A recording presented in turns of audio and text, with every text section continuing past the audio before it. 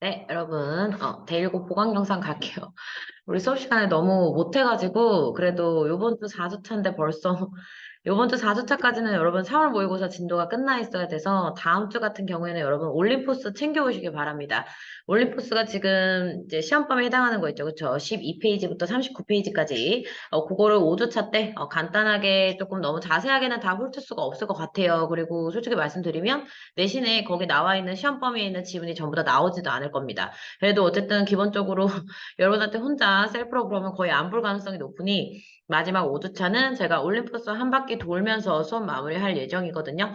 그래서 다음 주에 올림포스 가져오시고 그 전까지 요 보강 영상 보시고 3월 모의고사 문제 푸시면 되고 제가 요거 보강 영상 끝나고 나면 저기 단톡에다가 숙제 들어갈 거거든요. 그러면 3월 모의고사 내용이 들어갔으니까 3월 모의고사 변형 문제 거기까지 같이 푸시면 되겠습니다. 그리고 올림포스 같은 경우에도 미리 여러분이 문제를 한번 풀어서 오셨으면 좋겠어요. 수업 시간에 조금 간단하게 질의 응답 정도 할 수 있게 그것도 제가 숙제로 말씀드릴게요.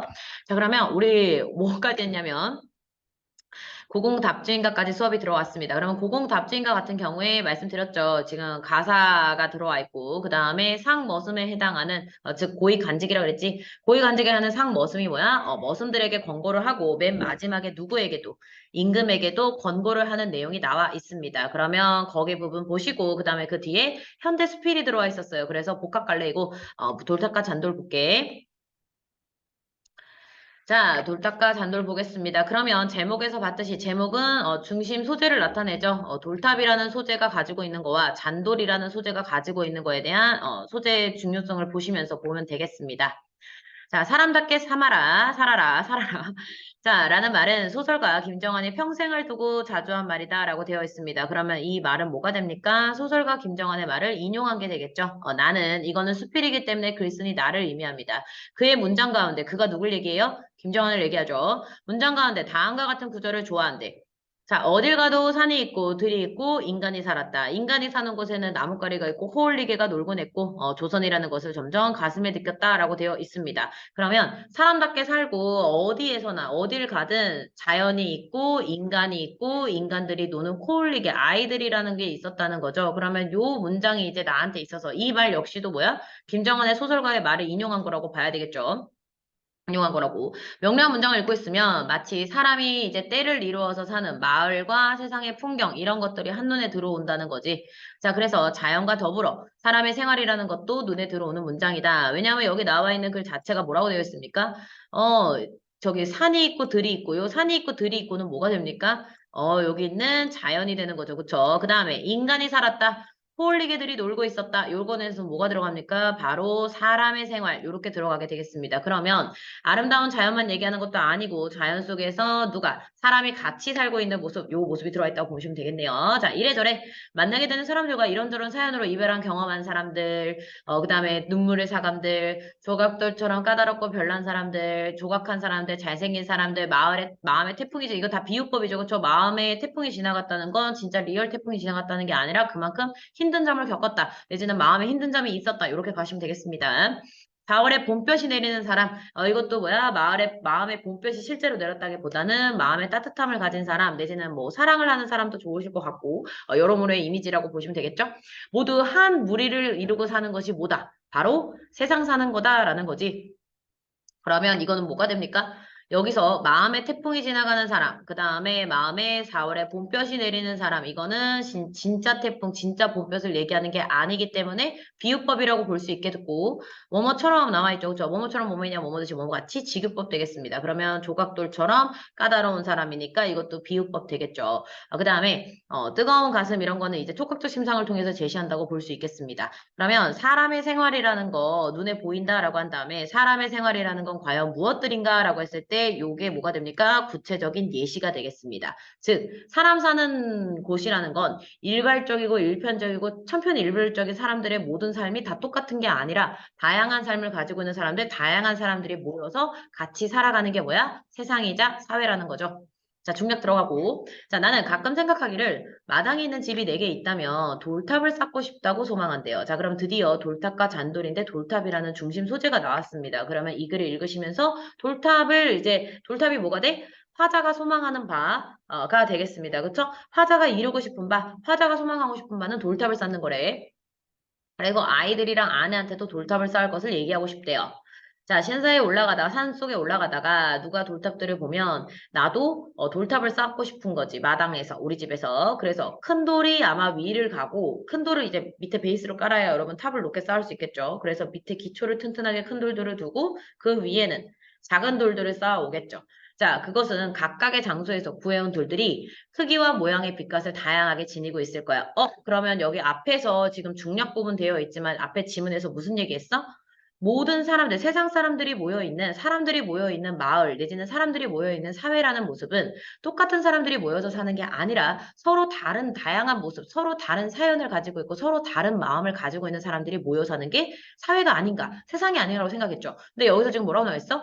각지에서 나와 있는 돌들은 각각의 크기와 모양의 빛깔을 지니고 있을 것이다. 이건 뭡니까? 다양한 요소를 가지고 있는, 즉 모두 다 다양한 다른 모습을 가지고 있는 돌들 이렇게 해석하시면 되겠죠.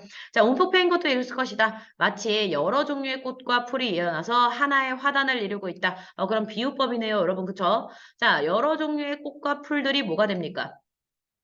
이게 뭐가 돼요? 지금 다양한 여기저기 각지에서 모인 돌이 되겠죠. 그쵸? 다양한 돌. 그리고 나는 지금 뭘 하기 위해서? 돌탑을 쌓기 위해서, 이게 지금 마우스로 글씨를 써서 죄송. 아니, 수업을 하려고 했는데 펜이 없어. 펜이 집에 있어요. 자, 돌탑. 자, 그러면 돌탑을 이루기 위해서 다양한 돌들을 모았듯 이라고 해서 지금 이거, 비유를 통해서 얘기를 하는 거지. 이건 마찬가지야. 우리가 화단이라는 아름다운 꽃밭을 위해서는 뭐가 필요해? 하나의 꽃들만 심어져 있는 꽃밭도 있겠지만 다양한 꽃밭이 있는 것이 좋겠다는 거죠. 이루듯이라고 해서 이것도 비유를 통해서 예시하는 거죠. 돌들은 서로 엎이고 엎여서 뭘 이룰 것이야? 탑을 이룰 것이야. 자, 그러면 여기서의 돌들이 뭐가 됩니까? 다양한 꽃과 풀들이 되는 것이고 여기서 하나의 이루는 탑은 돌탑을 얘기해서 화단을 얘기하는 것이죠. 그래서 빗대어서 표현하고 있습니다. 그런데 돌탑을 쌓을 때는 특히 다양한 돌들이 필요하지만 그 중에서도 특히 필요한 돌이 있어. 그게 무엇입니까? 바로 잔돌입니다. 잔돌이 왜 중요할까요? 제목에 나와 있으니까. 자, 그러면 돌탑이라는 건 뭐가 됩니까? 화자가 이루고 싶은 바. 내지는 다양한 사람들이 모여서 사는 게 사회, 세상이라고 했으니까 돌탑이라는 건 뭐라고 봐야 돼? 세상을 이루는 세상 내지는 사회라고 볼 수 있겠죠. 그러면 돌탑이 뭘 의미하고 얘가 지금 뭐야? 세상 사람들이 이루는 사회, 내지는 마을, 그리고 사람들이 살아가는 세상을 의미한다고 볼 수 있겠죠. 자, 그러면 이 세상을 이루는 데 있어서 거기에 있는 구성원들은 다양한 돌들, 다양한 꽃과 풀들이니까 꽃과 풀, 돌, 요게 뭐가 됩니까? 거기를 이루고 있는 사람이 되겠죠. 그쵸? 사람. 자, 그런데 문제는 이 다양한 사람들 속에서 돌탑, 이 사회를 구성하려면 반드시 필요한 게 하나 있대. 그게 뭐래? 잔돌이래. 됐죠? 조그만 돌이야. 자, 불안하게 기우뚱거리는 돌탑의 층을 받으려면 이 돌탑을 줘서 뭐야? 수평을 이루는 게 중요하다는 거죠. 못생긴 나무도 숲을 이루는 나무고 쓸모없는 나무는 없다라는 말이 있듯이 그러면 여러분 뭐뭐라는 말이 있듯이 그러니까 당연히 설명 광고문 인용되겠죠. 그러면 사람들은 뭐라고 생각해? 잔돌이라는 것이 되게 조그맣고 쓸모없고 못생기고 별로 돌탑을 쌓는 데 있어서 중요한 돌이라고 생각 안 하죠. 사람들은 돌탑을 쌓는다 그러면 되게 멋있는 돌, 뭐 특이한 돌, 내지는 돌탑을 쌓았을 때 되게 근사해 보일 수 있는 돌, 이런 돌들을 모으겠지만 실질적으로 돌탑을 세우게 되면 결국에 못생긴 나무에 해당하는 게 지금 잔돌이라고 볼 수 있겠죠. 이런 것들도 필요하다는 거죠. 자, 돌탑을 쌓아 올리면서 배우는 것들이 아는 것은 뭐다? 바로 잔돌의 소중함을 알게 되는 겁니다. 자, 그러면 잔돌이 왜 소중한지에 대해서 이야기가 나와줘야 되겠네. 계속할게. 자, 사람 사는 방식도 다를 바가 없다라고 해서 여러분 지금 돌탑 얘기에서 다시 한 번 더 무슨 얘기로 넘어오고 있습니까? 사람 사는 이야기로 넘어오고 있습니다. 이 사람이 얘기하고 싶은 건 사람 사는 세상이에요. 사람 사는 세상을 봤더니 다양한 인간들이 모여 있어. 그 다음에 돌탑으로 넘어가서 돌탑을 쌓고 싶어요. 그랬더니 잔돌이 필요해. 그쵸? 그러면 사람 사는 세상도 똑같아. 그러면 여러분 사람 사는 세상에도 잔돌에 해당하는 인간 유형이 있겠죠. 그쵸? 그럼 그게 중요하다는 얘기가 나올 것 같습니다. 자, 여기서 잔돌 같은 사람이 필요하다입니다.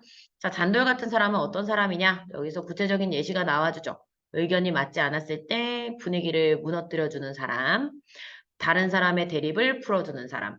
부드러운 개입이 고마운 사람. 요런 사람이 뭐가 됩니까? 바로 잔돌 같은 사람입니다. 그러면 돌탑을 이루고 싶고 세상을 이루고 싶다면 결국에 요 수평을 이룰 수 있는 균형을 잡아주고 내지는 전체를 위해서 꼭 필요한 존재, 잔돌의 소중함을 알았다고 했으니까 요 사람이 존재한다는 거죠. 그래서 여기도 설명 광고 뭐가 됩니까? 유추입니다. 여러분 유추 보시는 순간 이욕설 생각났으면 좋겠습니다. 이욕설이 시험 범위죠, 그쵸? 이욕설 같은 경우에도 어떻게 들어가 줘야 돼? 걔도 사람의 행랑체를 고치는 경험을 통해서 이거를 사람의 몸에 확장을 시키고 있고 뭐에도 확장을 시키고 있다. 나라의 정치에도 확장을 시켰죠. 그러면 이 돌탑도 마찬가지지. 나는 돌탑을 쌓고 싶다. 근데 돌탑을 쌓다 보니까 내가 중요한 깨달음을 하나 얻었네. 바로 뭐가 중요하다. 잔돌이 소중하다. 잔돌이 있어야만 돌탑이 제대로 쌓다는 걸 알게 된 순간 이거를 사람 사는 세상에 확장을 시킨 거죠. 그쵸? 그래서 유추의 방식. 사람 사는 세상에도 뭐야? 잔돌과 같은 역할을 하는 사람이 있는 게 중요하다. 요 얘기가 나와 있습니다. 봄산이 봄산인 이유는 새잎이 돋고 꽃이 거기 있기 때문이고 수많은 꽃들은요 자신의 존재감, 자시가 뛰어나다는 걸 예지하지 않습니다. 그냥 스스로의 생명력으로 피어나 봄산의 아름다움을 이루게 되죠. 그럼 봄산의 아름다움이 뭐가 됩니까? 사람 사는 세상, 그 다음에 또 돌탑이 되겠죠. 자, 그래서 이 세세하고 능동적인 존재의 움직임을 봐줘라. 바로 잔돌과 똑같기 때문이다입니다. 자, 그러면 봄산을 가게 되면 우리는 봄산에서 뭘 만나게 되고 거기에 있는 수많은 꽃들을 보게 되죠. 그 수많은 꽃들이 뭐야? 잔돌과 같은 역할을 해서 뭐 여러 가지 산을 이루는 구성 요소들 중에서 균형감을 잡아주고 전체를 위해서 없어서는 안 되는 이제 그런 요소적인 역할을 해서 잔돌과 똑같다라고 보시면 되겠습니다. 그러면 봄산의 수많은 꽃, 그 다음에 잔돌, 그 다음에 매정한, 이게 의견이 대립할 때 풀어주는 사람, 요 세 가지가 잔돌과 같은 이미지가 될 것이고, 사람 사는 세상, 그 다음에 돌탑, 요거가 같은 이미지가 될 것 같습니다. 괜찮으시죠? 자, 수필이고요. 자, 세상을 이루는 다양한 사람들이 여러분 다양한 수많은 꽃들이었죠. 그 다음에 그거에 대한 중요성, 그러니까 다양한 사람들이 모여 사는 게 중요하다. 특히나 누가 잔돌과 같은 역할을 하는 사람이 중요하다. 그러려면 뭐가 있어야 돼? 잔돌과 같은 사람이 있어야만 우리가 조화롭게 지낼 수 있다. 이런 얘기를 하고 있다고 볼 수 있습니다. 괜찮으시죠? 여기까지 하시고 잠깐 멈추신 다음에 저기 문제에서 네, 3월 모의고사 제가 복사해서 드렸죠. 고공답 주인가? 여기 있다. 네. 여기 보시면 여러분, 문제가 있습니다. 아마 제가 여기 페이지 8페이지를 바로 그 선정 다음으로 넣었을 텐데, 요거 보시고, 지금 읽고, 잠깐 멈추시고, 읽고 문제 푸시기 바랍니다. 뒤에 실려 있어요. 다 푸셨나요? 갈게. 자, 보시면 우리가 지문을 바로 읽었기 때문에 보기 박스를 이용한 27번 문제부터 가도록 하겠습니다. 자, 전체는 구성 요소들의 집합체이다. 이거 보시는 순간 이제 지문을 읽었기 때문에 대응해서 읽으실 수 있죠. 전체는 뭐야? 돌탑. 구성 요소들은 그걸 이루는 돌이라고 볼 수 있죠. 자, 그 구성 요소는 자체로는 두드러지지 않지만 전체를 위해서 안 되는 존재라고 되어 있습니다. 그러면 이 뒤에 있는 전제를 봤을 때 요거를 바탕으로 봤을 때 요 구성 요소들은 뭐라고 볼 수 있습니까? 바로 잔돌이라고 볼 수 있겠죠. 그쵸? 내지는 수많은 꽃이라고도 볼 수 있습니다. 그리고 다양성을 지닌 구성 요소들, 다양한 돌들, 사람들, 역할을 능동적으로 수행할 때 비로소 본인의 존재의 의미를 갖게 되고 이 전체는 뭐야? 조화로운 모습을 이루게 된다라고 되어 있습니다. 자, 그럼 선지가 나와 있죠. 그쵸? 모의고사 지문의 선지는 어떻게 되어 있다고? 앞에는 지문, 뒤에는 보기 박스로 이루어져 있습니다. 그쵸? 자, 그럼 끊어서 읽으셔야겠네. 자, 가도가 바로 선 집안 이랬을 때 여러분 저기 수업 시간에 한 고공답진가를 얘기해요. 자, 집안의 도가 바로 선 집안이 그러면 뭐가 됩니까? 바로 전체가 되겠죠. 그쵸? 여기가 전체, 여기가 집안. 괜찮으시죠? 자, 구성 요소들이 서로 어우러져 조화로운 모습을 지닌 전체이다. 네, 가도가 바로 사온 집은 조화로운 집을 의미하니까 결국에 조화로운 모습의 전체이다. 괜찮네요. 자, 탑이 수평을 이루게 하는 잔돌은 두드러지지 않나요? 네, 두드러지지 않습니다. 하지만 보기 박스에 의거해서 보셔야 되죠? 이거는 뭐야? 전체를 위해서 안 될 요소이다. 여기 나와 있죠? 전체를 위해서 안 될 요소이다. 여기 보시면 전체를 위에 없어서는 안 되는 존재이다 라고 나와 있습니다. 그래서 정확하게 맞죠? 3번 가시겠습니다. 가에 낮잠만 자는 자. 종과 달리 그랬을 때 여러분 여기서 낮잠만 자는 자도 종의 일부였죠. 그쵸? 지나가는 손님들이 애들이 뭐야 일은 안 하고 낮잠만 자고 있더라라는 요소가 있었습니다. 그러면 이과 달리 그러면 여기 낮잠만 자는 종 같은 경우에는 저기 달리가 나와 있죠. 그쵸? 낮잠만 자는 종은 이제 전체의 조화를 위해서 본인의 역할을 다하지 않는 사람이네요. 그쵸? 자, 스스로 핀 것은 능동적으로 존재의 의미를 획득한 거다. 괜찮으시죠? 다음 가해 먹고 입으며 드나드는과 서로 얻고 업히는 거는 다양한 진의 존재의 필요성. 얘기하실 때 주의하셔야 되죠. 먹고 입으며 드나드는 거는 종이죠. 여기 보시면 먹고 드나들며 있는 종입니다. 그럼 여러분 여기서 종은 긍정적인 요소야, 부정적인 요소야?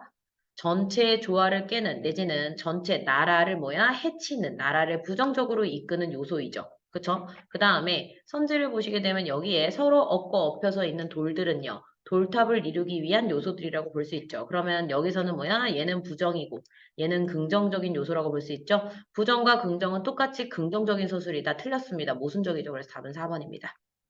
괜찮죠? 5번 갈게요. 가의 크게 기운 집의 구성 요소들은 역할을 제대로 수행하지 않았습니다. 그러니까 전체가 조화롭지 못하고 깨진 거죠. 자, 기후뚱한 돌탑은 필요한 구성 요소들을 제대로 갖춰지게 기후뚱한 돌탑 역시도 뭐야? 조화가 깨져서 돌탑이 제대로 이루어지지 않기 때문에 잔돌이나 구체적으로 뭐야? 필수적으로 있어야 되는 구성 요소들이 없기 때문에 이렇게 됐다고 볼 수 있죠. 됐나요? 네. 다음 넘어가서 23번 가도록 하겠습니다. 아니, 26번 갈게요. 이것도 고공답주인과 개인 문제라서. 자, 가해, 기억에서 미음에 대한 이해로 적절하지 않으신 거입니다. 자, 고공답주인과, 같은 경우에는, 자, 고종이, 상전에게 답을 하는 형식으로 되어 있고, 국가 경영은 바로 집안을 다스리는 일에 빗대어서 표현하고 있다라고 여러분 이거 지금 해석의 관점을 줬어요. 상징적 의미를. 그래서 여기서 이제 고공은 종인데, 집안을 다스리는 건 국가 경영이야. 자, 이 작품에서 상전은 그러면 뭐가 되고, 왕이 되고, 종은 신하를 가리키게 됩니다. 임진왜란으로 이서했기 때문에 국가를 어떻게 경영하는 왕으로서 책임을 강조하고 있다라고 해석을 하겠대요. 자, 기억을 보시게 되면 기억은 우리 댁 살림이 예전부터 그랬냐? 아니다. 우리나라 뭐야? 농민이 많아서 굉장히 잘 먹고 잘 사는 나라였다. 나라가 황폐해진 상황이 예전부터 지금까지 이어지고 있다? 아니죠. 그 기억을 보셨더니 지금 옛날엔 괜찮았는데 임진왜란 겪고 그다음에 거기 있는 신하들이 제대로 일을 하지 않았기 때문에 나라의 집안이 기울기 시작한 거지. 따라서 예전부터 지금까지 이어지고 있다는 말은 틀렸죠. 답은 1번입니다. 이번에 니은을 보시게 되면 우리 댁 종을 봤더니 상마름을 능욕하고 양반을 기롱하고 여러분 신문제가 동요하는 모습을 알 수 있죠. 상하의 위계 질서가 무너져서 신하들의 기강이 해이해졌다. 괜찮을 것 같습니다. 디귿을 보시게 되면 그릇된 재산을 모아서 다른 께로 제의를 하니 이건 무슨 뜻이냐? 부정부패. 그래서 부패하고 부정적인 방법으로 재산을 모으는 사람들이 너무 많다.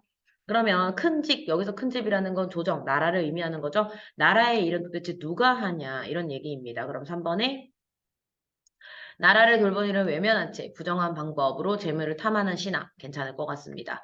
리을을 보시게 되면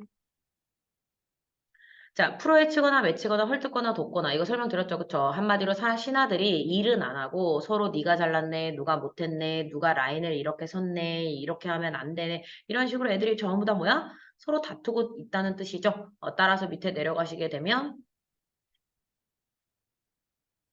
시도 때도 없는 당파 싸움. 괜찮으시죠? 여기 보기 박스에서도 뭐라고 나와 있습니까? 당파 싸움만을 일삼으며 라고 되어 있습니다. 그러면 헐뜯는다 여기랑 아주 일치하죠. 혼란스러운 조정의 모습이다. 네, 그렇습니다. 그 다음에 마지막에 미음을 보시면 생각 없는 종은 묻지도 않았지만 가만히 생각해보니까 상전님 탓이라고 되어 있습니다. 보기 박스에서 상전님은 누구라고 했어요? 왕이라고 했죠. 그쵸? 따라서 친하뿐만 아니라 뭐에게도 있다. 왕에게도 이 잘못은 있다라는 인식이 저 문장을 통해서 드러난다고 볼 수 있습니다. 괜찮으시죠? 그 다음에 25번 문제 갈게요. 나의 글쓴이에 대한 이해로 적절한 거입니다. 이것도 역시나 내용과 일치 문제죠? 자, 자연과 대비되는 인간의 유한성을 지니고 있다. 그럼 여러분 자연은 긍정인데 뭐 인간은 부정. 아니면 자연은 부정인데 인간은 긍정. 이런 식으로 두 개가 대조적으로 이루어져야 하는 게 대비죠. 근데 여기서는 뭐야? 자연과 인간이 조화를 이루고 살고 있고 자연을 살펴봤더니 꽃들이 뭐야? 수많은 꽃들이 조화롭게 능동적으로 자신의 역할을 해서 존재의 의미를 되찾은 다음에 봄산이라는 걸 이루듯 그러니까 자연도 좋아. 그 다음에 내가 돌탑이라는 걸 살펴봤더니 돌탑도 좋아. 그리고 인간을 이루는 세상 역시도 좋아져. 그러니까 결국에 수많은 사람들 속에서 뭐야? 잔돌 같은 역할을 하는 사람이 있고 모든 사람들은 다 필요하다. 이런 거지. 인간은 유한하다를 얘기하고 싶은 건 아닙니다. 그쵸? 다음 사람들이 서로 더불어 사는 세상. 이거죠. 이거 조화로운 세상. 자, 주장을 굽히지 않았던 자기 자신을 반성하는 모습은 없습니다. 그쵸? 나는 그냥 돌탑을 쌓고 싶어요. 그러면서 내가 잔돌의 소중함을 알게 됐어요. 요 내용만 나와 있죠. 세상에는 갈등을 중재할 사람. 이게 누구예요?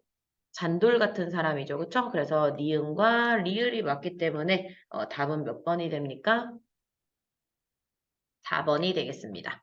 됐죠? 다음 24번 갈게요. 자, A와 B에 대한 설명으로 가장 적절한 거입니다. A를 보셨더니 A는 자, 이거 뭐야? 내 말씀 들으셔서 여기서의 내는 저기 어른종이 얘기하는 거죠. 그리고 누구한테 하는 얘기야? 임금한테 하는 얘기입니다. 그쵸? 임금한테 종들도 휘어잡고 상벌 밝히고 어른종을 믿어라 라고 해서 나라가 그러면 좋게 될 것이다 라는 해결책을 시적 화자가 제시하고 있습니다. 그러면 B도 봐야겠네. B는요. 이렇게 저렇게 보면 사람들은 뭐야? 다양한 사람들이 있더라라고 비유법을 통해서 제시하고 있죠. 자, A는 B와 달리 대조적 의미를 지닌 구절이 있다. 대조적인 의미는 없습니다. B는 A와 달리 자, 자연물의 글쓴이에 감정이입을 했다. 감정이입 없어요. A는 반어법, B는 역설법, 둘 다 없고요. A와 B는 유사한 문장 구조의 반복 보시게 되면 자, 이거 A부터 자, 고치거든 종도를 휘어잡고 하거든 상고를 밝히시려거든 믿으소서. 그러면 적어도 이렇게 한 번, 두 번 뭐야? 문장 구조가 비슷하죠. 반복을 통해서 내가 말하고자 싶은 바를 얘기하고 있고 여기도요. 뭐뭐하게 되는 사람들 저것처럼 사람도 있고 사람도 있고 사람도 있고 사람도 있고 보이십니까? 네, 문장 구조가 반복되고 있습니다. 그래서 답은 4번 이렇게 가시면 되겠네요.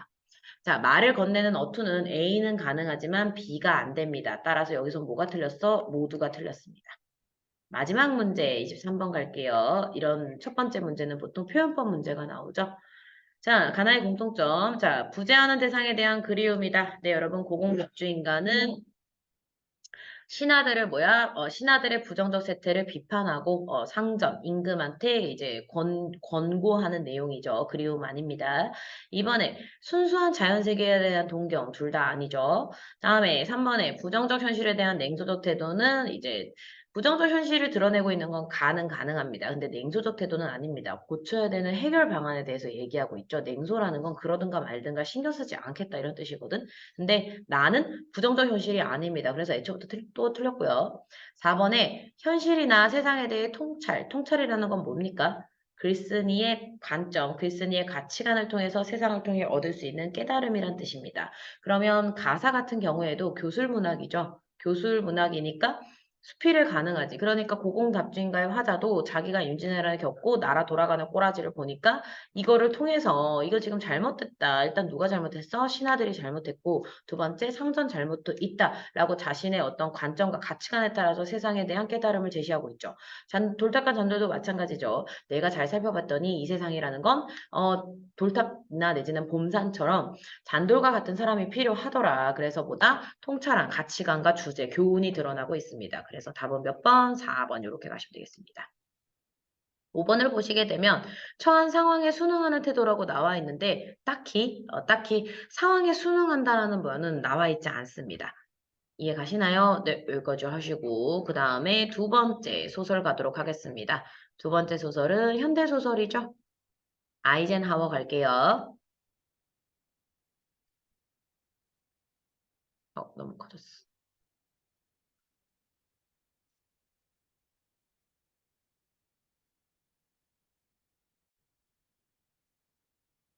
네, 아이젠하워에게 보내는 멧돼지 가도록 하겠습니다.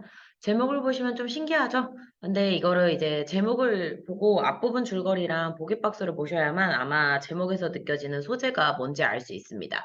근데 이것도 구체적으로 읽는다고 하더라도 아이젠하워가 뭔지 모를 수도 있습니다. 아이젠하워는 그때 당시에 냉전 시대의 미국 대통령 이름입니다. 그리고 이제 여기 나와 있는 중심 소재 멧돼지 나와 있죠. 그쵸? 멧돼지 같은 경우에는 읽으시게 되면 요게 뭐야? 해학적 요소인 걸 알 수 있습니다. 그쵸? 지금 국민학생 어린아이인 나가 메시지라는 영어를 모르기 때문에 그거를 뭐라고 들은 거야? 멧돼지라고 들은 거죠. 그러면 발음의 유사성을 통한 언어유희라고도 볼 수 있겠네. 그래서 이제 해학적 요소를 통해서 이게 얼마나 이제 메시지를 보내는 게 우스꽝스럽고, 왜냐면 이게 희화를 하고 있다는 건 우스꽝스럽고 부정적으로 보고, 이제 그러니까 필요 없는 거, 이라는 걸 얘기하는 거죠. 필요가 없는 비꼼의 대상이 되기 때문에 지금 메시지를 멧돼지라고 희화화한 거거든. 그래서 읽어보시게 되면 그런 부분이 나와 있다고 볼 수 있습니다. 그래서 앞부분 줄거리 잘 읽으셔야겠죠. 그쵸? 자, 국민학교. 옛날인 걸 알 수 있습니다. 그쵸? 나는, 그러면 나 나오고 있네요. 그럼 몇 인칭? 1인칭. 그 다음에 어린 학생인 나라고 되어 있습니다. 초등학교 2학년이면 대략 9살이네요. 그러면 9살인 시선에서 바라볼 수 없는 것들은 많이 있겠죠. 그쵸? 그리고 9살은 상황 판단도 미흡할 거고, 그 다음에 어떤 상황을 받아들일 때도 순수하고, 요새 초등학교 2학년이 순수한지는 잘 모르겠지만 어쨌든 좀 순수하고 그다음에 이제 좀 순진하고 요런 시각으로 보는 시선이 나와 있습니다. 그래서 이제 그거는 이제 여기서는 좀 해학적인 요소로 전달이 되죠. 우리 어른인 우리는 이거를 알아들을 수 있지만 이제 어린아이 입장에서 얘기하니까 좀 더 이렇게 해학적으로 들어지고 이제 보통 전쟁이라는 이런 비극적인 소재를 드러냈을 때 너무 이제 소설이 무겁거나 너무 비극적으로 전달하는 걸 조금 방지하기 위해서 왜냐하면 문학이 너무 처지거나 너무 우울하거나 너무 이제 비극적 이렇게 가라앉아 있으면 좀 그러니까 이런 어린아이들을 나타내서 순진한 요소들을 섞는 경우가 진짜 많습니다. 그래서 전쟁 배경으로 할 때 생각보다 어린아이가 주장으로 드러나는 경우가 많거든. 두 가지 요가입니다. 그래서 전쟁 중에 이제 어린아이조차도 이제 힘들어 했다는, 그래서 이 사회, 이 전쟁을 겪고 있는 이 상황을 빨리 해결을 해야 된다. 어린아이가 얼마나 힘들겠냐라는 것도 되고, 조금의 순진함과 거리두기를 위해서 전쟁을 조금 더 이렇게 그러니까 외곽에서, 그러니까 거리를 떨어진 상황에서 바라볼 수 있도록 그런 걸 해주기 위해서도 어린아이 서술자를 가끔 등장시키는 편입니다. 여기서는 볼게요. 자, 국민학교 2학년생인 나, 그러니까 어린아이 소설자 1인칭 시점. 자, 걸구대. 사실은 얘는 걸기대회가 뭔지 몰라가지고, 걸기대회가 너무 어려운 말이죠. 그래서 걸기대회가 뭔지 몰라서 이거를 걸구대라고 부릅니다. 열릴 때마다, 멧돼지를 서너 마리씩이나 미국 대통령, 유엔 사무총장, 이런 외국 기인들한테 보는 거고 의아해야죠. 그럼 여러분 이 글을 읽으면서 우리도 의아하죠. 그쵸? 대통령이나 유엔 사무총장과 외국 기인들에게 메시지를 왜 보내지? 라고 생각을 드셨으면 정상입니다. 그쵸? 그래서 앞부분 줄거리만 보시게 되면 도대체 이거가 이해가 안 되는 게 맞죠. 그쵸? 그리고 이제 여기서 미국 대통령이 아이젠하워입니다. 그래서 이제 얘가 들었을 때는 대통령이랑 유엔 사무총장한테 자꾸 멧돼지를 보낸다는 거지. 자, 어린 쇼견에 도무지 알다가도 모를 일입니다. 우리도 이해가 안 가죠, 그죠? 자, 1인칭 시점, 그리고 거기 직접적으로 제시돼 있죠. 그런 식으로 마구 보내주다가는 뭐를? 멧돼지를. 오르지 않아. 나라 안에 멧돼지는 아주 그냥 깡그리 쌀 말입니다. 그러면 여러분, 그때 당시에 메시지를 보내자고 하는 걸기대회가 굉장히 자주 열렸다는 걸 알 수 있습니다. 왜냐하면, 며칠 상간으로 계속 멧돼지를 보내면 씨가 마를 정도니까요. 안 그래도 가뜩이나 육고기가 부족한 가난뱅이 나라에서 여기서 우리의 사회적 배경을 좀 알 수 있습니다. 우리가 매우 가난했다. 가난했던 시절을 얘기하고 있으니까 일제강점기 아니면 6.25 전쟁 정이겠네요. 자, 서양 부자의 지체 높으신 양반들한테. 그래서 여기서 그나마 제목을 좀 추측할 수 있습니다. 아이젠하워에게 보내는 멧돼지죠. 그래서 서양 부자 나라의 지체 높은 양반. 이게 뭐야? 아마 아이젠하워가 아닐까. 이렇게 문장 구조로 밀고 들어가셔도 됩니다. 자, 그 귀한 멧돼지를 도대체 왜 보내는 거야? 우리는 가난한데, 안 그래도 고기도 없어 죽겠는데, 진짜 멧돼지 고기라도 잡아먹을 판이죠. 그쵸? 그래서 이제 쓸데없다고 생각이 드는 거지. 솔직히 멧돼지 고기 못 먹습니다, 여러분. 너무 질기고 더럽고 냄새나고 맛없어요. 자, 자, 근데 또 보낸다면 그 멀고 먼 나라까지, 그러니까 미국까지, 그리고 유엔 사무총장은 이제 유럽이죠, 그쵸? 그 먼 나라까지 도대체 무슨 수로 멧돼지를 배에다 싣고 보내는 건지 아니면 비행기를 태워서 보내는 건지 알 수가 없다는 거죠. 멧돼지 보내기가 몇 번이나 되풀이된 다음 마지막 순서로 뭐야? 혈서도 씁니다. 걸기대회에서. 그리고 여러분 여기 써놨어요. 사실은 멧돼지가 아니라 메시지입니다. 우리의 어떤 메시지를 전달하기 위한 시위 현장이라고 생각하시면 돼요. 자, 검정색 학생복 차림의 피 끓는 청년 학도들이 차례차례 와서 그러면 여러분 피 끓는 청년 학도 한마디로 나라를 사랑하는 애국자들 이렇게 보셔야겠죠? 자, 연단에 올라가서 손가락을 깨물어서 하얀 천이에다 붉게 혈서를 쓰고 있습니다. 장난 아니죠. 그쵸? 엄청 무서운 혈도들이죠. 자, 그쯤에서 이제 실증이 나는 거지. 우리 어린 초등학생들, 그 뭐가 재밌겠습니까? 뭔 얘기를 하는지도 모르겠고, 멧돼지는 왜 보는지도 모르겠고, 얘들은 나와서 무섭게 왜 피로 글씨를 쓰는지도 모르겠고, 이해가 잘 안 가죠. 그쵸? 그래서 내 친구들이 나를 향해 자꾸 눈짓을 보내오죠. 엎어지면 코다울다리에 집이 있는 내가, 그러면 여기서 걸기 대회가 열리는 장소에서 우리 집이 가깝다는 사실을 알 수 있습니다.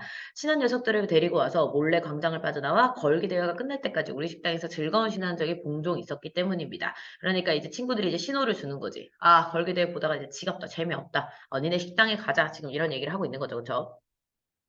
녀석들과 함께 걸그대에서 막 도망쳐 나오는 순간 바로 그때 연단에 오른 청년의 모습이 내 발목을 붙잡습니다. 그 말은즉슨 뭐야 두 사람은? 이라는 뜻이죠. 그쵸? 자 앞서 혈서순 학생들과 달리 그는 학생복 차림이 아닙니다. 그럼 일단 학생이 아니라는 걸 알 수 있죠. 자 검정색 물로 염색한 검복을 지닌 그 흡수로한 모습이 어쩐지 많이 눈에 익습니다. 그러니까 내가 발목을 붙잡혔겠지. 저거 내가 아는 사람 아니야. 이렇게 본 거죠. 그쵸? 잠시 후에 너무 초열정적이죠. 열 손가락을 뭐야? 모조리 깨문 거죠. 참으로 보기 드는 아주 열혈 애국 청년입니다. 남들은 전부 다 이래서 여기서만 뭐야? 손가락 하나로만 했더니 이 생각에 다 뜯은 거죠. 그쵸?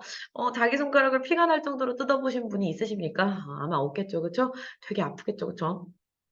이빨로 살짝 이렇게 뜯어서 여러분 피가 나는 거니까요. 자 그러면 애국 청년이 너무나 엄청난 거지. 열 손가락을 다 뜯어서 지금 쓰고 있으니까요. 그쵸? 그러니까 사회자가 이걸 보십시오. 얼마나 우리의 의지가 대단한지를 보십시오. 이런 뜻이죠. 그쵸? 그러니까 이제 막 사람들이 와 이렇게 된 거죠. 그쵸? 그래서 곧이어 그러면 여러분 지금 연단에 오른 청년이 이 서술자 어린아이 시선에서 봤을 때 '내가 알고 있는 사람 아닌가?'라고 생각했는데 그 사람이 그 열 손가락을 다 물어뜯어서 그 열을 펼쳐를 쓰는 걸 본 거죠. 그쵸? 자 그래서 북진통일이라고 이 사람이 썼대. 여기서 확실하게 뭐가 나옵니까? 사회적 배경을 알 수 있습니다. 여러분 북쪽으로 어떻게 통일하러 가자 라는 겁니다. 그러면 여러분 지금 전쟁 중이네요.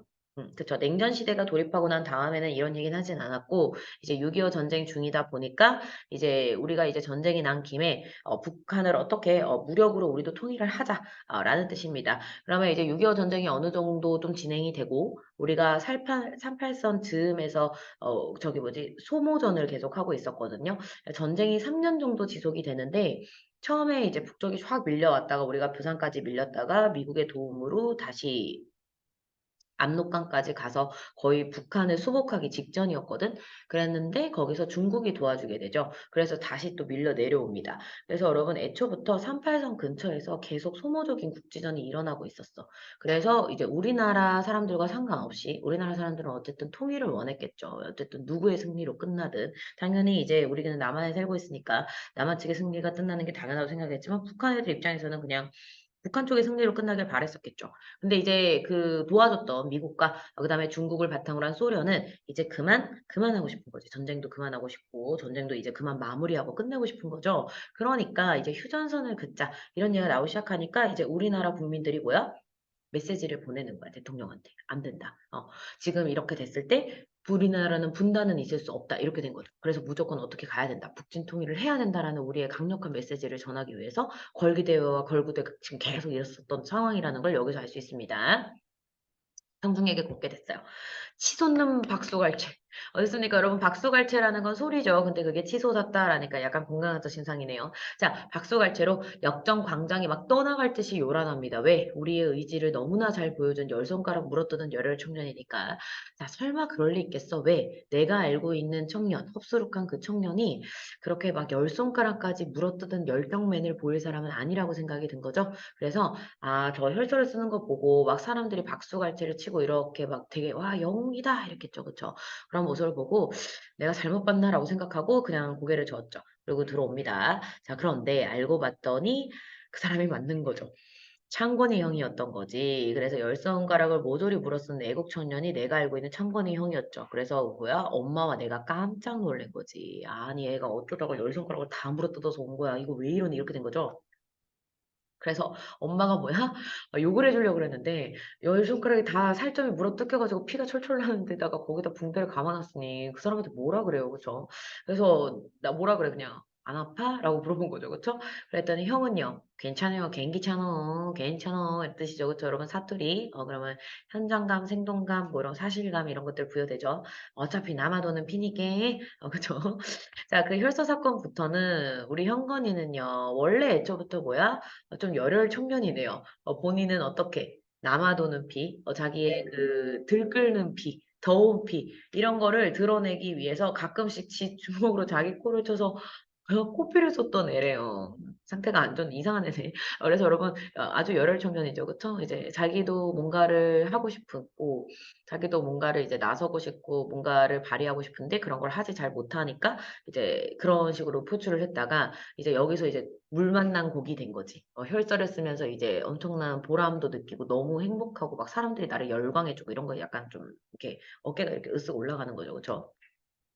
그래서 역정관장에서는 사흘이 멀다 하고 거의 3일에 한 번씩 걸구대가 잇따라 펼쳐집니다.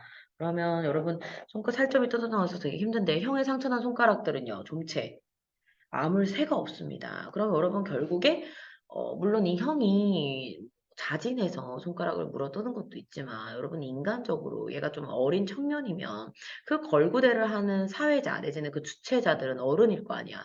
그러면 얘가 지금 손가락 10개가 다 뜯어가지고 이미 10손가락에 피로 철철 넘치는데 얘가 와서 저 또 할게요. 그러면 어떻게 해야 돼? 어른 된 심정으로 그만해라. 좀 낫고 해야 되지. 그렇게 연속으로 하면 너가 너무 아플 거다. 이렇게 말려주는 게 인간인데 뭐야? 내버려 두는 거야. 왜? 사람들이 열광하고 되게 보기 좋고 쇼맨십 멋지고 열 손가락 뜯어서 열혈 청년인 게 막 방송에 나가고 그리고 본인이 스스로 하겠다니까 굳이 말리지도 않고 됐습니까? 그래서 여러분 이 손가락에 종초 아물 새가 없었다. 그러니까 거기에 있는 사람들이 그 열 손가락을 다 물어뜯는 그 열혈 혈서를 쓰는 모습을 보면서 사람들이 열광하고 그래 우리의 메시지를 끝까지 전달하자. 우리의 전쟁은 여기서 멈추면 안 된다. 이런 것들을 이렇게 사람들을 이렇게 모으기 위한, 선동하기 위한 걸로 이 창건이형을 이용한 거지. 따라서 여기 보시게 되면 자, 손가락이라는 건 뭐가 됩니까?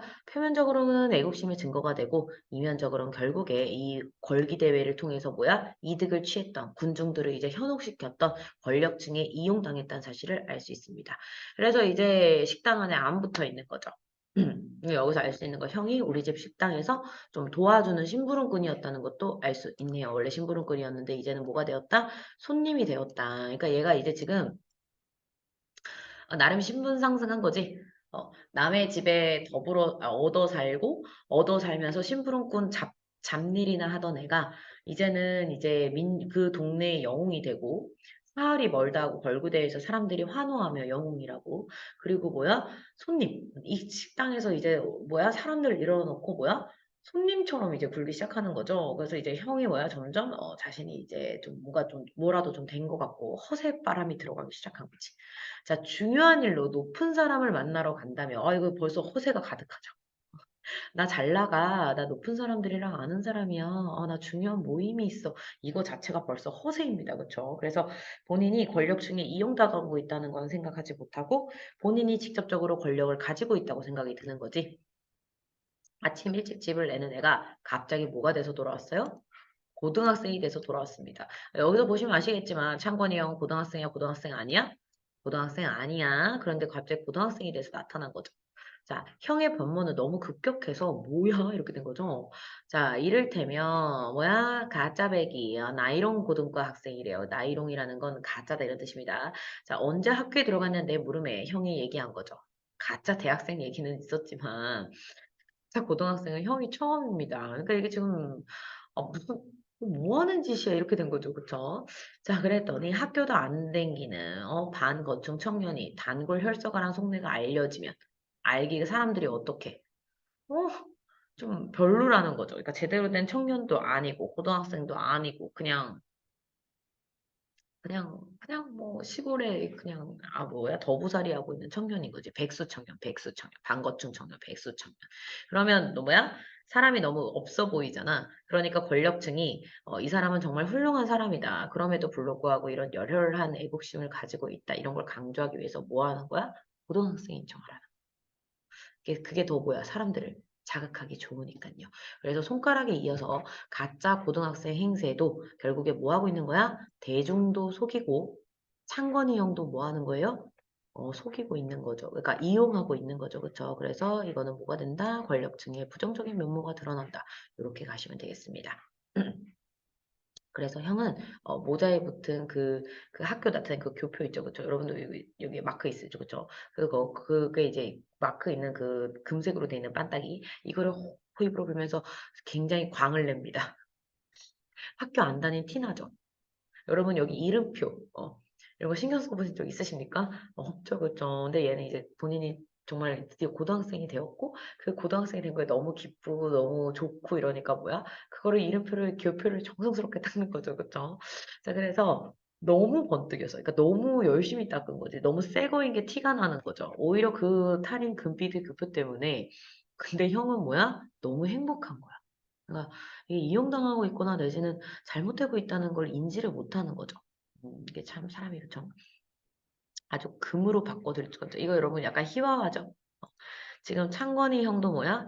희화화의 대상입니다. 한마디로 우스꽝스럽게 표현하고 있죠. 우리 형은 그 교포를 지금 뭐 하는 거야? 내친 김에 아예 순금으로 바꿔놓을 작정. 이런 거 약간 우스꽝스럽고 희화화스럽게 묘사하고 있는 거죠. 그쵸? 쟤 지금 뭐하니? 지금 아주 그냥 교표가 금이 되겠다 이거죠. 그쵸? 자, 그래서 계속합니다. 원래 형은요, 중학교 다녀 국민학교 졸업이 그만 끝이야. 근데 지금 가짜 고등학생 됐으니 본인 입장에서는 성공했다고 생각했을 것이고 막 되게 벅차오르겠죠. 진짜도 아닌데도 불구하고요. 자, 가정 형편이 어려워서 남의 집 더부살이로 잔뼈를 굵은 형을 진짜 백의 고등학생으로 본인이 착각하는 것 같다는 거야. 그러니까 이게 결국에 권력자들한테 이용을 당하면서 본인이 어떤 처지에 있는지, 본인이 어떤 사람인지 그냥 잊어버린 거죠. 그렇죠? 이렇게 되면 위기가 찾아오죠. 그렇죠?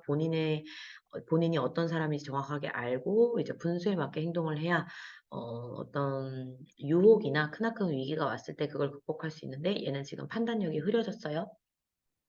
그리고 이 다음부터는 뭐야? 메가더 장군이죠. 유명한 사람이죠. 메시지를 내가 낭독까지 하게 되었다. 이거 뭐예요? 자랑이죠. 그쵸? 자, 그래서 애가 지금 자랑하고 있는데 여러분 서술자의 시선 봐. 갈수록 태산이다. 어찌됐든 여러분 나가 서술자이기 때문에 작가의식을 반영하고 있습니다. 그래서 희화와 해학적으로 그리고 있다는 거 형, 저기 부정적 이제 인물 중에 한 명이고 그리고 형을 이용하는 사람도 권력자들도 역시나 마찬가지죠. 자, 나는 멧돼지를 메시지라고 잘못 발음한 형의 실수를 지적했대요. 그러니까 이게 지금 얘가 지금 얘기한 거지. 나 메가더 장군한테, 메가더 원수한테 메시지를 보내는 역할, 메시지 낭독하는 거, 메시지 보내는 거 이제 내가 하기로 했다. 이랬더니 이제 내가 뭐라는 거야? 지금 형 나한테 지금 그런 것도 자랑하는 거야? 멧돼지 보내는 게 무슨 좋은 일이라고 이러는 거지. 그래서 내가 형한테 뭐라고 얘기하는 거야? 메시지가 아니라 멧돼지 이렇게 얘기하는 거죠. 그쵸? 그래서 스스로 지적을 한 거지. 하지만 이 무식한 가짜 고등학생 여러분 이런 거 약간 좀 해학적이죠. 그쵸? 어린아이인 나이기 때문에 메시지가 뭔지 몰라. 그러니까 메시지란 단어를 몰라. 그러니까 내 귀에는 뭐라고 들리는 거야? 멧돼지라고 들리는 거죠. 그쵸? 그것도 희한하고 사실은 형이 말한 메시지가 맞긴 맞습니다. 그쵸? 그런데 이제 내가 봤을 때는 뭐야? 무식한 가짜 고등학생이죠. 그쵸? 그래서 이제 걸기 대회가 그만큼 쓸모없다는 거야. 그러니까 어린아이 시선에서 바라보는 거지만 어쨌든 서술자 입장에서 봤을 때 저 걸기 대회가 정말 쓸모없다. 대중을 속이기 위한 거고 권력자들이 자신의 권력과 대중들을 어떤 이끌기 위한 선동하기 위한 수단으로서의 메시지라는 거지. 꼬부랑 메시지가 맞다고 턱도 없는 우김질을 끝까지 계속합니다. 자, 안타깝게도 창건이의 형의 마지막 활약은 오래가지 못했죠. 형은 뭐야 시위가 있자 그만 흥분을 가누지 못합니다. 이러면 안 돼요, 여러분. 미군 부대 철조망을 넘는 만용을 부린 거죠. 여러분, 미군은 철저한 거 아시죠? 선을 잘 지켜야 됩니다. 그래서 얘가 이제 넘어가기 시작하니까 이제 거기 어떻게 경비병들이 셰퍼드 뭔지 아시죠? 그 까만 게 괴를 풀어놓은 거죠. 그래서 결국 형은 셰퍼들의 집중 공격을 받아 엉덩이 살점이 뭉텅 뜯겨나 너무 아팠을 것 같죠. 그다음에 왼쪽 발꿈치에 인대가 끊어지는 중상을 입었습니다. 그럼 여러분 여기서도 뭐야? 이제 형의 어떤 만용이죠, 여러분. 믿고 까본 거지. 자기가 뭐라도 됐냐, 자기가 진짜 영웅이라도 됐냐, 자기가 정말 시위를 나서는 열혈 애국 청년이라도 됐냐. 응. 이제 자기의 분수도 모르고 까본 거죠, 그쵸? 자, 그래서 결국에 형은 뭐야? 불구의 몸으로 바뀌었습니다. 여러분, 이렇게 얼마나 욕망이 허망합니까? 본인이 잘 되고 싶고, 뭐, 이렇게 나가고 싶겠지만, 결국에 한순간의 실수. 그리고 여러분, 이렇게 불구의 몸이 되면 더 이상 권력자들도 이용하지 않겠죠. 보기가 안 좋으니까. 자, 태어난 후에 이렇게 있었는데 가짜배기 애국학도 행각. 그럼 여기서 뭐야? 어머니가 아주 저기 뭐야 통찰력이 좋으시죠. 창건이 형은 정말로 나라를 생각해서 정말로 우리나라가 잘 됐으면 좋겠다는 정말 애국심에 입각해서 걸기대회에 나가서 혈서를 쓰거나 이제 저렇게 시위에 나간 게 아니야. 자아도취지. 내가 저렇게 되고 사람들이 나를 환호해주고 막 사람들이 와 멋있다 영웅이다 이거에 약간 심취된 거죠. 그래서 가짜배기 애국학도 행각을 벌친 게 창건이 형이고 이게 실체라고 볼 수 있습니다. 그래서 이제 저기 뭐야 노골적으로 박대했다. 이제 그때부터 뭐가 된 거야? 쿠사리가 시작이 된 거죠. 그쵸? 박대하기 시작했어요. 그래서 결국에 형은 뭐야? 포기하고 시골집으로 돌아갈 결심을 합니다. 떠나기 전날 창건이 형은 짐을 다 싸고 크게 선신서는 척하면서 나에게 뭐야? 금장 회종시계를 만져볼 기회를 줍니다. 여러분 소설에서 지금 소재들이 여러 개가 나왔는데 소재들은 제가 중심 네모를 쳐놨어요. 그래서 처음에 혈서, 손가락, 그쵸 이런 것들은 이제 권력자들의 부정적인 면모를 드러낸다고 볼 수 있고 그 다음에 중간에 교포 이것도 가짜 나이롱 학생을 역할을 하게 했으니까 이제 이용당하는 거고 그 다음에 여기 금장 회중시계입니다. 얘는 좀 다른 의미인데 만져볼 기회를 줬대요. 그러면 선심을 쓰듯 한 번 딱 만져보게 했다는 건 그만큼 누구한테, 창관이 형한테 굉장히 소중한 소재였다는 걸 알 수 있죠. 행여 닳기라도 할까봐 오래 구경시키는 건 맞아도 꺼려하던 그 기물단지. 여기서 이 기물단지가 뭐가 됩니까? 바로 금장 회종시계가 되겠죠. 자, 내 손한테 통째로 막힌 건 그때가 처음이자 마지막이야. 그러면 형이 왜 그랬을까?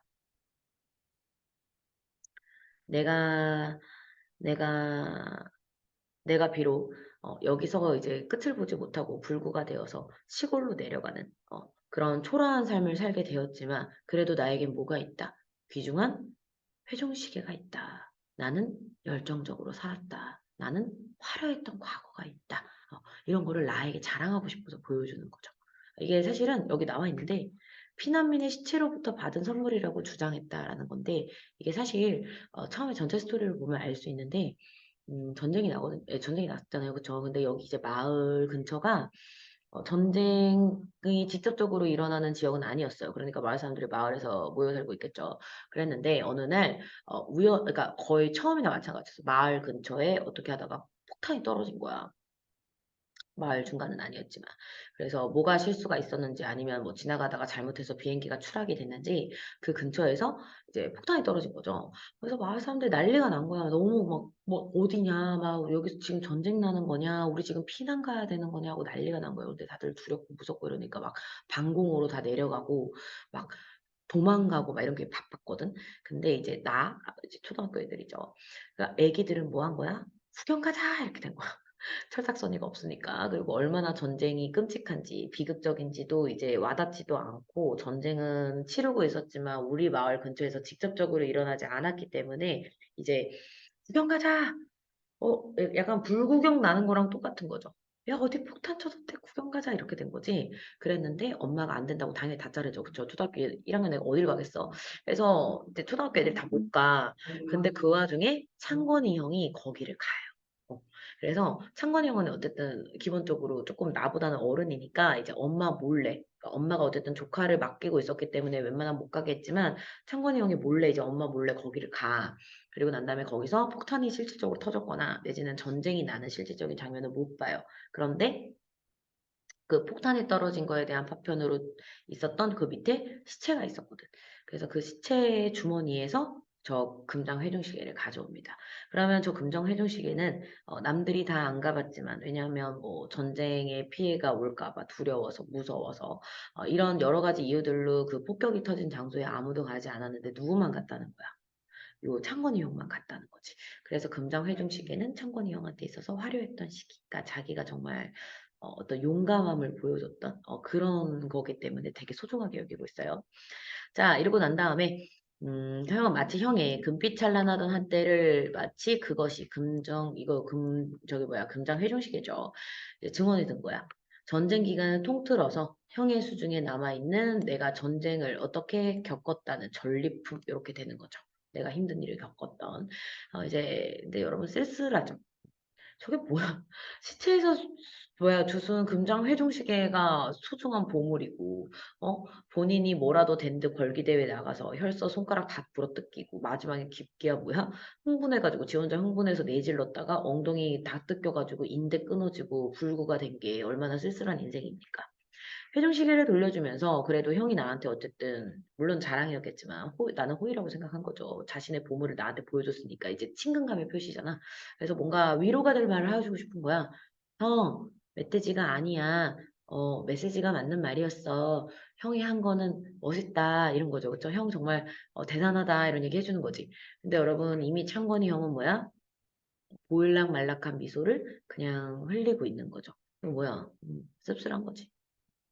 그러니까 이제 내가 시골 내려가기 전에 마지막에 할 수 있는 일이라는 거는 초등학교 2학년 애 데리고 내 몸을 보여주고 초등학교 2학년 애가 나한테 위로를 해주고 있죠. 그래서 이제 좀 그런 부분이 이제 좀 이제 씁쓸한 거지. 내가 이제 뭐 하고 있는 건가 이런 생각이 들겠죠, 그렇죠? 그래서 마지막 끝나고 있습니다. 자, 성격은 풍자적 해학적입니다. 괜찮으시죠? 창건이 형을 이제 해학적으로 그리고 있고 걸기 대회를 멧돼지라고 얘기하고 있기 때문에 그것도 풍자, 희화화가 됩니다. 우스꽝스럽게 표현하고 있으니까요. 자, 전쟁의 폭력성, 그쵸. 전쟁이 터지니까 이제 저런 청년, 그쵸. 창건이 형 같은 청년도 이용해 먹는 집권층들, 전쟁을 어떻게든 자신들의 유리하게 가려고 하는 아이들, 사람들, 그런 것들 나오고, 이데올로기 대립, 이런 것들 나와 있습니다. 그래서 창건이의 활약과, 몰락, 이런 것들을 전전하고 있어서 이데올로기의 참혹성을 보여줍니다. 자, 그리고 난 다음에 3모편 가시면, 여기 아이젠하워 나와 있죠. 그쵸? 네, 또 잠깐 멈추시고, 여기 보이시면 34번부터 37번까지 문제 푸시기 바랍니다. 시작. 다 풀었죠? 자, 볼게요. 역시나 보기박스부터 먼저 보도록 하겠습니다. 배경 지식을 활용하기 위해서. 어쨌든 보기박스는 보기박스를 읽고 바로 풀면 되니까. 자, 이 작품은 6.25 전쟁입니다. 그럼 6.25 전쟁, 사회적 배경 나와 있죠. 혼란해진 사회를 배경으로 하고 있다. 창건이 형은 걸기대회에서 애국활도로 활용하고 있는데 권력층의 편승. 그러니까 자기가 이제 그 권력층의 이용을 자기가 당하는 것도 어쨌든 허세라고 생각하면서 자랑스럽게 생각했다는 거지. 정치적 목적을 위해 대중을 기만한 후에 나이롱 고등학생을 만들어버렸죠. 그래서 권력층에 이용당하다 결국에 몰락하게 되는 어리석은 인물입니다. 그래서 욕망의 허망함이죠. 결국에 권세에 이용당해서 쉽게 얻은 권력, 그러니까 손가락 물어뜯는 게 물론 쉬운 건 아니었다고 주장할 수도 있겠지만 어쨌든 그렇게 얻은 권력의 욕망은 허망하게 없어진다는 사실을 알 수 있습니다. 그리고 걸기대회의 일은 어린 나, 미성숙한 나를 도해서 희화화된다입니다. 자, 메시지를 보내는 것을 멧돼지 보내기라고 오해한 것은 희화하다. 괜찮으시죠? 좀처럼 아무 새가 없는 손가락들은 표면적으로는 애국심, 이면적으로는 이용당하는 인물이다. 괜찮으시죠? 고등과 학생 흥부를 남기고 지시하는 것에서 결국에 대중을 속이는 권력층. 괜찮으시죠? 시위대 선두에das다가 중상을 입은 을 통해 결국에 창건이 형의 부질없는 욕망이죠. 유일한 전리협부대 회종식에는 애국학수로 신념을 지키지 못한 게 아닙니다. 회종식의 상징적 의미는 본인의 화려했던 과거를 얘기하죠. 넘어가서 3번 기억에 대한 이해입니다. 그럼 기억이 뭔지를 보셔야겠네요. 자, 너무 번뜩여서 오히려 탈인 그 금빛의 교표. 왜 너무 번뜩여서 탈이야? 아까도 얘기했지만 누가 그렇게 이름표를 반짝반짝 새 거인 것처럼 닫고 다닙니까? 그래서 오히려 가짜인 게 더 티난다는 거지. 저거 새 건데? 이런 거죠. 그쵸? 그래서 보시면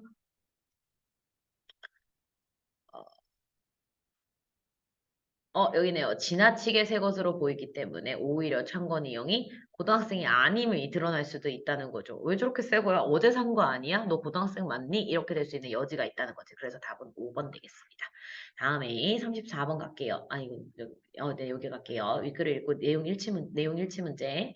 자, 나는 걸기대회가 끝나기 전에 친구들과 도중에 나온 적이 있었죠. 그러니까 친구들이 나한테 눈짓을 하면서 빨리 나가자 그런 거죠. 자, 혈서를 쓴 사실을 어머니를 통해 들은 게 아닙니다. 그쵸? 그쵸, 그쵸. 창건이 뭐 형이 와서 얘기를 하고, 이렇게 손가락 다 뜯어진 상태로 왔으니까, 아까 봤던 걔가 너야? 이렇게 된 거죠, 그쵸? 그래서 답은 2번 이렇게 되겠습니다. 자, 얘기는 심부름꾼으로 일할 겨를이 없었다가 있었죠. 그 다음에 노골적인 박대를 받던 끝에 결국에 고향으로 돌아가죠. 자, 벌기대에서 박채를 받은 애국도 행세한 거를 엄마는 뭐야? 못마땅하게 여기죠. 그러니까 여러분 가짜 애국 행도를 못마땅한다고 얘기 있었죠. 34번 가겠습니다. 자, 이야기의 내부 인물, 이거 무슨 뜻이야? 1인칭 주인공 시점이죠. 그 다음에 중심의 행동과 그에 대한 자신의 생각을 서술하고 있다. 1인칭 관찰자 시점. 정확하게 정답입니다. 답은 1번. 자, 내부 인물이 인물과 인물 사이의 갈등 아닙니다. 그쵸? 이거는 이제 인물과 사회의 갈등, 그리고 그 사회의 권력층에 편승하려는 부정적인 인물에 대한 요소를 희화화시켜서 보여주고 있죠. 그리고 갈등 해소도 없어요.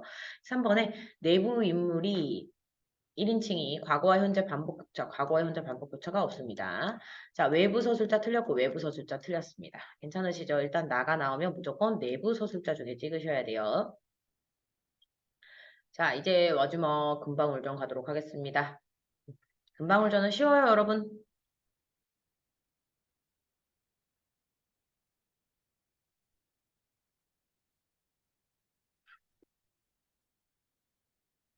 자, 금방울전. 그러면 지금 금방울과 관련된 일대기입니다. 홍길동전, 유충렬전, 뭐 박시전 이런 것처럼 금방울이 주인공인 걸 알 수 있습니다. 대부분의 고전소설의 작가들의 제목이 그렇게 지어지듯. 그러면 금방울이 뭐가 됩니까? 인물이죠. 네, 여러분 보시면 아시겠지만 금방울 사물입니다. 사람이 아닙니다. 그렇죠? 그러면 금방울과 관련된 일대기 저게 무슨 말일까를 생각해 보시면서 이제 글을 읽으셔야 되는데 그냥 어차피 작품을 이해하는 거니까 스포를 좀 하자면 금방울 저는 여러분 여성 영웅 소설입니다. 정확히 말하면 이제 영웅 소설이긴 한데 그 금방울이 환생한 거거든. 그래서 나중에 인간으로 다시 바뀌게 되는데 그때 여자로 바뀝니다. 그래서 이제 영웅 소설이긴 한데 그랬는데 금방울이 주인공인데 그 금방울이 여자이기 때문에 뭐가 됩니까? 여성 영웅 소설 되겠습니다. 괜찮으시죠? 자, 그런데 여성 영웅 소설 같은 경우에는 보통 종류가 세 가지로 나뉘거든요.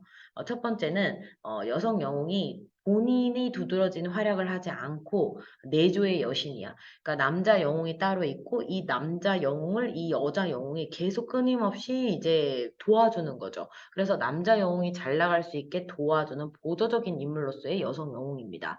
이게 가장 소극적인 영웅이죠. 자, 두 번째 같은 경우에는 여성이 자기가 사회적 진출을 해서 자기가 영웅이 돼. 그러니까 남편을 대신 내세우거나 남편이 잘 되도록 도와주는 보조적 인물이 아니라 본인 자체가 영웅이 됩니다. 그런데 여자임이 나중에 밝혀지게 되죠. 왜냐하면 여성 영웅들은 대부분 다 남장을 하고 있거든. 금방울전은 금방울이에요. 성별을 알 수가 없죠. 그쵸? 사물이니까. 그래서 이제 두 번째 영웅 소설은 이제 여자인 게 나중에 밝혀져. 그러고 난 다음에 이제 영웅으로서의 삶을 그만두는 경우. 세 번째는 여자인 게 밝혀졌지만 끝까지 영웅으로서 남자와 똑같이 취급을 하고 이제 부귀 영화를 누리는 케이스 이렇게 세 가지가 있습니다. 근데 금방울전은 이제 아까 말했던 첫 번째 케이스 금방울이 뭐야? 남성 영웅을 도와주는 보조적 인물로서의 여성 영웅이라고 보시면 됩니다. 그러면 영웅 소설이니까 고귀한 혈통, 그 다음에 기이한 탄생, 어렸을 때 비범한 능력, 그 다음에 이제 고난 위기, 그리고 저기 뭐야, 극복 승리. 요 구조가 이루어져 있겠네요. 그쵸? 자, 그러면 본문에서 어디에 해당하는지 보고 금방울이 어떤 영웅 요소로서 볼 수 있는지를 볼게. 자, 전생의 부부였던 남의 용왕의 딸, 그리고 동의 용왕의 아들. 벌써 비현실 판타지네요. 그쵸? 자, 그러면 주인공이 두 명인 걸 알 수 있습니다. 남의 용왕의 딸이랑 동의 용왕의 아들이에요. 여러분 둘 다 용왕님, 우리 신이죠. 그쵸? 용왕님의 아들, 딸입니다. 고귀한 혈통 맞나요? 네, 맞습니다. 그래서 남의 용왕의 딸은 뭐가 되고, 금방울이 되고, 그 다음에 동해 용왕의 아들은 뭐가 되었어요? 해룡이 됩니다. 그쵸? 자, 그러면 이제 환생했다. 이거 이제 저기 뭐야, 저기 천상계, 지상계처럼 여러분 이분법적 세계관이죠. 두 개서 강일하다서 어쨌든 지금부터 뭐야, 금방울과 해룡입니다. 자, 해룡은 피란 도중에 부모님과 헤어져. 그러면 여러분 해룡 역시도 뭐야? 영웅이나 마찬가지죠, 그쵸? 어렸을 때 위기에 처하는 거지. 전쟁이 터지고 난 다음에 부모님과 헤어지는 슬픔을 겪었다가 장상과 번씨라는 조력자의 집에서 자라나게 된 거죠. 여기서 여러분이 어쨌든 3월 모의고사 때 보셨겠지만 장삼이가 정확하게 조력자입니다. 그래서 장삼이가 이제 태룡을 잘 걷어가지고 진짜 잘 보살피고 도와주거든. 근데 이제 장삼이가 죽고 난 뒤에 변시로 인해서 첫 번째 또 위기가 찾아옵니다. 근데 그 위기를 누구가 극복하게 해줘? 금방울이 극복하게 해줘요. 그랬을 때 금방울은 조력자는 아닙니다. 이 위기를 극복할 수 있게 해주는 이제 영웅소설의 조력자는 아니고 금방울 자체도 주인공, 그러니까 주동인물 중에 한 명이기 때문에 여성 영웅이다. 이렇게 가주시는 게 좋아요. 그럼 여기는 남성 영웅과 여성 영웅이 두 명이 나오고 얘네 두 개가 이제 상호적인 작용을 하면서 자기네들한테 처하게 된 위기를 계속 극복해 나가는 과정입니다. 어느 추운 날 눈보라가 내리는 밤에 변씨는 소룡과 함께 따뜻한 방에 자는데 해룡에게는요 방아지를 시키죠. 근데 애가 뭐야? 어떻게 호돈만 입고 있어. 너무 추워요. 그리고 방 안에 들어갔더니 눈보라가 막 칩니다. 창문이 없나 봐요. 자, 그래서 애가 있는데 갑자기 어떻게 됐어요? 방 안이 대낮처럼 밝아지고 온몸에 땀이 나기 시작합니다. 결국에 뭐야? 금방울이 떠 있는 거지. 그래서 금방울이 뭐가 됩니까? 이제 따뜻하게 이제 만들어주는 거죠. 남성 영웅이 잘 지낼 수 있도록. 여러분 현실적이에요? 비현실적이에요? 비현실적이에요. 금방울의 능력, 비현실적입니다. 금방울은 뛰어난 능력을 가지고 있나요? 네, 뛰어난 능력을 가지고 있습니다. 그래서 금방울이 뭐 할 때마다 남성 영웅 해룡이 위기에 처할 때마다 어떻게 한다는 거야? 도와준다는 거죠. 그래서 물론 보조적이지만, 그러니까 남성 영웅이 잘 나갈 수 있도록 도와주는 거지만 어쨌든 얘도 여성 영웅 그리고 비현실적인 능력을 가지고 있어서 이 위기를 타파하는 건 누구라고 봐야 돼? 금방울이라고 보셔야 됩니다. 자, 아무리 생각해도 이상해서 봤더니 이제 붕만한 방울. 여기, 어떻게 여기 들어갔어? 얘 금방울이죠, 그쵸? 자, 그래서 이제 금방울은 향내가 납니다. 아, 이것은 무슨 까닭이 있어서 일어난 걸까? 좀 더 봐야겠다 하고 이제 금방울을 보면서 이제 얘가 잠들죠, 그쵸? 자, 그동안 굶고 추위, 이걸 보면서 뭘 알 수 있습니까? 여러분, 장삼이, 이 아빠가 죽었거든요. 아빠가 죽고 난 다음에 마누라, 그러니까 계모죠? 소룡이 해룡이니까 소룡이는 친아들이고 지금 해룡이는 이제 주워온 아들이죠. 왜냐하면 자기 부모님은 피란 때 이제 이산가족이 되었으니까요. 그래서 여러분 지금 계모가 뭐야?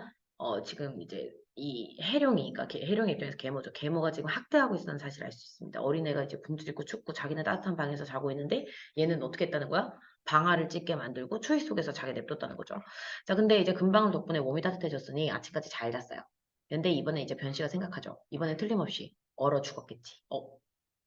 그럼 여기서 뭐예요? 변씨 반동 인분입니다. 그렇죠? 그러면 여기선 변씨와 누구의 갈등이야? 해룡과의 갈등이죠. 그렇죠? 인물과 인물 간의 갈등이 나와 있고 변씨는요. 뭐 하고 싶어요? 해룡이가 죽었으면 좋겠어요. 자, 그러면 일부러 추위 속에서 방아도 찢게 하고 일부러 추위 속에서 자게 만든 거죠. 그런데 해룡이는요. 눈도 없고 여기 한증막에서 자고 있어요. 불가마. 어찌된 일이지? 라고 얘기한 다음에 해룡의 모습을 봤더니 갑자기 뭐야? 막 바람도 일어나서 눈도 다 쓸어줍니다. 그래서 해룡은 짐작하고 있어서 뭐라고 누가 한 일이라고. 금방울이 한 일이란 걸 알 수 있죠. 왜냐하면 얘가 금방울이 되게 신기한 걸 봤고 그 금방울이 나를 따뜻하게 해줬으니까 눈도 그렇게 해줬다고 생각하죠. 하지만 변시 입장에서는 마녀죠, 마녀. 됐으니까 그러니까 혜령이가 비범한 능력 당연히 가지고 있어요. 얘도 남성 영웅이니까 비범하고 이제 너무 뛰어난 능력을 갖고 있으니까 우리 가족을 이제 해칠 수도 있다는 생각을 한 거지. 그래서 이제 뭐야? 변 씨가 너무 신기하다. 어떻게 인간이 저러지? 그리고 여러분, 인간은 보통 자기 무지한 인간이게 자기가 지금 보지 못한 미지의 존재에 대해서 되게 무서워하죠. 그죠?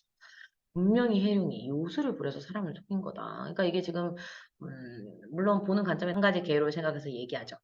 가군, 집안의 대장이란 뜻이죠. 그래서 여기서는 장삼이를 얘기합니다.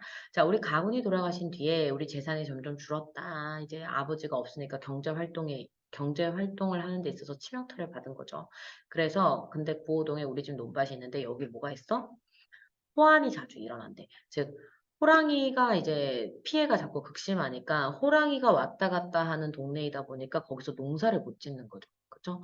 그래서 농사를 못 지는데 너가 그 땅을 다 읽어가지고 이제 밭으로 논으로 다 읽으면 우리도 너도 장가 보내고 또 우리도 잘 먹고 잘 살 수 있지 않겠니? 이제 재산이 있어야 결혼식을 치르니까요. 근데 여러분 이거 뭐야? 핑계죠. 그렇죠? 너를 그 위험한 곳 알면 보내질 말던가. 호환이 자주 일어나기 때문에 지금 뭘 하는 거야? 위험한 곳이라는 거지. 그럼 보내지 말았어야 하지만 어떻게? 후회할 일이 생길까 봐 걱정이야. 이 말은 즉슨 나는 보내고 싶지 않은 마음이 있지만 너가 갔으면 좋겠어. 이런 거죠. 그쵸? 근데 여러분 얘가 진짜로 가지 않았으면 좋겠다던가 내지는 후회를 할까요? 그러면 겉과 속이 다른 거니까 이거 뭐예요? 한자성어 구밀복권 표리부동 이렇게 되겠습니다. 구밀복권 표리부동 둘 다 겉과 속이 다르다라고 보시면 돼요.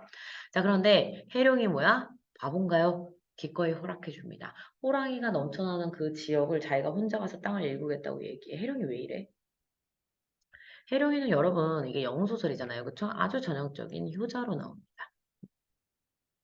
됐습니까? 어쨌든 계모도 뭐야? 엄마죠. 그러니까 엄마가 이제 이렇게 얘기하면 무조건 yes 하는 효자예요.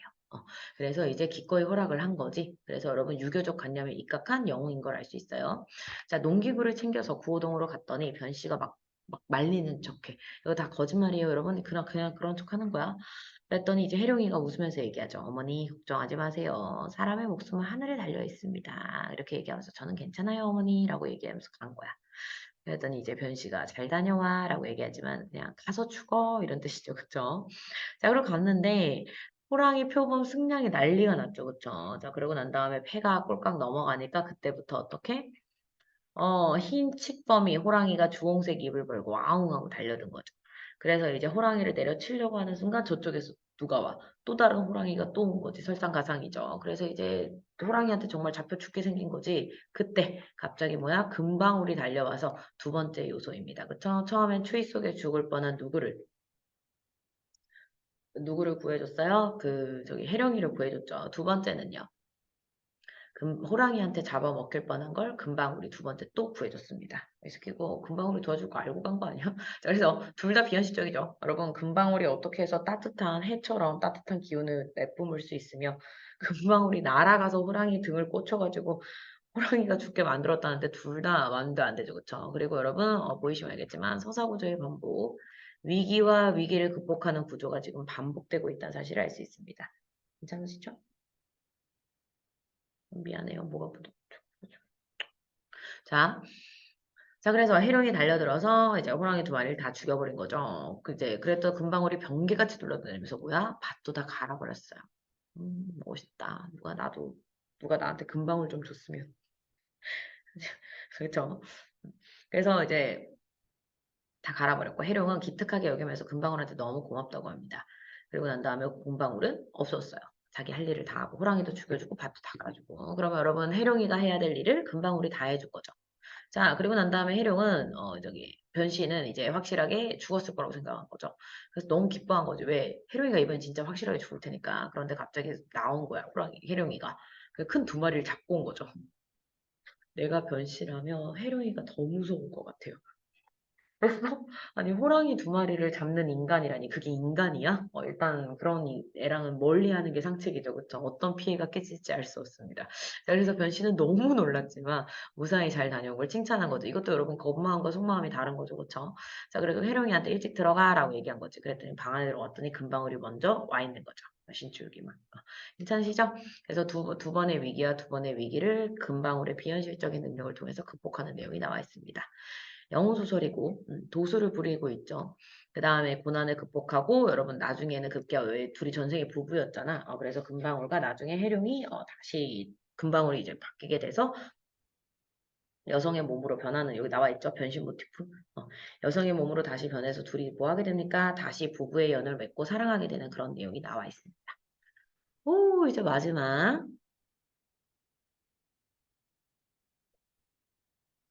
네, 마지막. 네, 여기 보이시죠? 마지막 43번부터 45번까지 저기 또 문제 푸셔야 되니까 잠깐 또 멈추시고 문제 풀기 바랍니다. 시작. 됐나요? 갈게요. 멈추고 푼 거 맞죠? 자, 보시게 되면 서사구조를 도식화했다라고 나와 있습니다. 그러면 서사구조, 아까도 얘기했지만 서사구조의 반복이었죠. 위기 극복, 위기 극복. 그러면 여기서 첫 번째 위기는 얼어 죽을 뻔했고, 그거는 금방울이 따뜻하게 해줘서 극복했고, 두 번째 위기 같은 경우에는 뭐 할 뻔했고, 호랑이한테 잡아먹힐 뻔했고, 금방울이 때려 부셔주고, 됐죠? 자, 얼어 죽게 됐고, 디귿은 짐승에게 해를 입게 된 상황이다. 괜찮네요. 둘 다 어려운 과제였다. 그렇죠. 인간으로서는 절대 극복할 수 없는 상황이죠. 니은은 장차 해룡에게 화를 입을 것을 염려한 변씨가 다시 한번 죽일 계획을 세우게 되죠. 니은과 리은은 신이한 금방울에 의해서 해결되죠. 오케이. 자, 얘는, 여러분, 해룡이는 뭐야? 변씨의 이중성을 눈치채지 못합니다. 그냥 효자고 변씨의 말을 고지고대로 다 듣고 정말로 나를 위한다고 생각합니다. 그래서 답은 5번 이렇게 가시면 되겠습니다. A에서 설명으로 가장 적절한 거죠? 요거 표리부동한 거. 네네. 자신이 제안한 바가 서로에게 이익이 됨을 근거로 상대방을 설득하고 있다. 이게 제일 맞겠네요. 왜냐하면 너를 장가 보내고 우리도 네 덕에 잘 살게 된다면 한마디로 이걸 하게 되면 너도 좋고 나도 좋고 그쵸? 누이 좋고 매부 좋고 이런 뜻이죠. 따라서 뭐야? 상대방을 설득하고 있다. 이게 제일 맞다고 볼 수 있겠네요. 상대방에게 책임을 전가하지도 않았고 손해를 얘기하지도 않았으며 네가 무슨 역할을 하고 있는지도 얘기하지 않았고 행위를 만류하지도 않았습니다. 오히려 떠밀었죠. 그쵸? 다음에 넘어가서 윗글에 대한 이해. 자, 변씨는 소룡에게 잠자는 해룡을 깨우라고 지시했대요. 음,